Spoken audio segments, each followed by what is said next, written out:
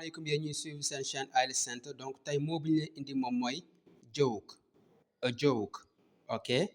a joke moom mooy une blague quelque chose qui a été dit ou fait pour provoquer le rire loo xam ni nit ki daf ko def wala mu wax ko ngir yeneen nit reetaan voilà mën na ko def ngir tooñ mën na ko def ngir reetaan loo nit ñi rek